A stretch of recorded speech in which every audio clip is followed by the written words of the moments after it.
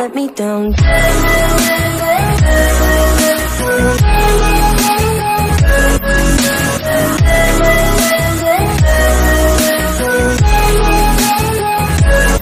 me down. Salut à toutes et à tous, c'est Roilov, on se retrouve pour cette nouvelle vidéo débrief de la mi-saison de la Dominique League 2. Ensemble, on va observer le classement général donc de cette Dominique League 2 à la mi-saison. On va comparer tout ça à mes estimations que j'avais pu faire en début de saison. J'avais fait d'ailleurs une vidéo estimation classement Ligue 2, c'était le 10 juillet dernier. Si vous ne l'avez pas encore vu, je vous invite à aller la voir. Si vous l'avez déjà vu, c'est parfait, vous êtes tombé au bon endroit. Après avoir observé le classement général de cette Dominique League 2, nous observerons aussi le top 3 des meilleurs buteurs ainsi que le top 3 des meilleurs passeurs. Alors c'est parti pour cette vidéo. Et c'est parti donc pour le classement général. Donc en tête du classement qui pour l'instant vont monter en Ligue 1, le Racing Club de Lens. Ils ont actuellement 40 points. Je les avais pronostiqués à la 4e place. Le FC Lorient actuellement 2e. Je les avais pronostiqués 2e. Donc j'ai eu juste, voilà. Ils ont actuellement 39 points. 3 qui est actuellement à la 3e place, donc équipe pour l'instant qui jouera les playoffs numéro 2. Je les avais pronostiqués à la 6e place, ils ont actuellement 38 points. Les 4e et le 5e donc qui joueront les playoffs numéro 1. L'AC Ajaccio qui est 4e avec 33 points, je les avais pronostiqués à la 17e place. 5e, Valenciennes avec 30 points, je les avais pronostiqués à la 14e place. Alors on va me dire quand même que sur l'AC Ajaccio et Valenciennes, je me suis pas mal planté. Alors il faut savoir que la vidéo aussi je l'ai fait plutôt tôt, voilà, comme j'ai dit je l'ai fait le 10 juillet, soit quand même relativement tôt avant le début de la saison. Bon, on va dire que Valenciennes, j'assume mes erreurs, mais sur les erreurs de l'AC Ajaccio, voilà, je sais que dans la période que j'avais fait la vidéo, l'AC Ajaccio avait pas mal ils avaient des problèmes d'argent et on se demandait est-ce qu'ils vont réussir à avoir des joueurs d'un bon niveau, etc. etc. Donc voilà pourquoi je me suis planté sur l'AC Ajaccio. Voilà, déjà pour le top 5, on va poursuivre maintenant. 10e place du classement, on y retrouve Clermont avec 30 points, je les avais pronostiqués à la 10e place. À la 7e position, Le Havre, donc ils sont actuellement avec 29 points, je les avais pronostiqués à la première place. 8e, l'Ornament de Guingamp avec 27 points, je les avais pronostiqués à la 3e place. 9e, le FC Sochaux-Montbéliard avec 27 points, je les avais pronostiqués à la 18e place. L'AS Nancy-Lorraine, 10e. Avec 27 points, je les avais pronostiqués avec donc une position de 19e place. Donc c'est vrai que Sochaux et Nancy, je m'étais pas mal planté. Franchement, ils ont fait un bon début de saison. Bravo à eux. 11e, Grenoble, donc que j'avais pronostiqué 11e. Voilà, donc c'est juste. Avec 26 points.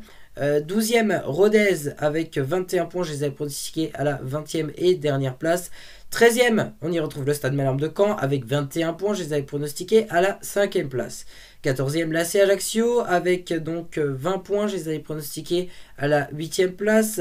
15e, Le Mans avec donc 20 points, je les avais pronostiqués à la 16e place. Chambly avec 20 points, je les avais pronostiqués à la 15e place. Donc c'est vrai que entre Le Mans et Chambly, si on inverserait, j'aurais raison, voilà, sur le classement. Donc je suis vraiment pas loin. 17e, Châteauroux avec 18 points, je les avais pronostiqués 12e. 18e, Niort avec 17 points, je les avais pronostiqués à la 13e place. Le Paris FC qui est actuellement 19e pardon, avec 15 points, je les avais pronostiqués à la 7e place. Et dernier, l'US Orléans avec 13 points, je les avais pronostiqués à la 9e place. Donc c'est vrai que c'est mal parti hein, pour l'US Orléans. Alors bilan de ce classement donc qui est plus mes estimations, j'ai eu 2 justes pour le moment. J'ai juste sur Lorient et j'ai juste sur Grenoble. Pour le reste, je vais espérer que cette deuxième partie de saison soit plus avantageuse pour que mes estimations soient justes.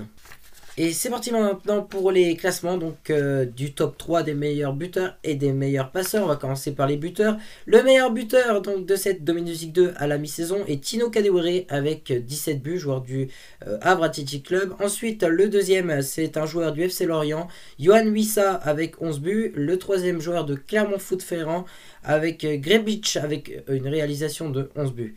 Voilà pour le top 3 des meilleurs buteurs. Voici maintenant le top 3 des meilleurs passeurs. On y retrouve en tête un joueur du FC Lorient, Hamel avec 6 passes décisives. Mchangema, joueur de Guingamp il me semble, avec 6 passes décisives. Barthélémy, joueur de l'Estac de 3, lui aussi avec 6 passes décisives. Voilà, c'est tout pour ces classements donc du top 3 des meilleurs buteurs et top 3 des meilleurs passeurs. Et voilà, c'est tout pour cette vidéo. Merci à toutes et à tous de l'avoir suivi. Dans la description, mon Instagram erwanlehavre76. Moi, je vous dis donc à la prochaine. Donc, c'était la dernière vidéo de cette année 2019. Donc, je vous souhaite une très bonne année 2020, une bonne santé, etc., etc. Bon, on connaît tous cette phrase, voilà. La prochaine vidéo, donc les 2 prochaines vidéos, parce qu'il y a déjà 2 vidéos de prévues avant la reprise donc de mes débriefs d'avant et après match. Il y aura notamment une vidéo bilan mi-saison 100% donc sur le Havre Athletic Club, et puis une vidéo sur tous les stades donc de l'UEFA Euro 2020. Et puis le vendredi 10 janvier, on retournera aux habitudes, voilà, avec la vidéo avant match Niort-Le Havre pour la 20e journée de la Dynamic 2. Sur ce, bah moi je vous dis à la prochaine. Bisous les amis.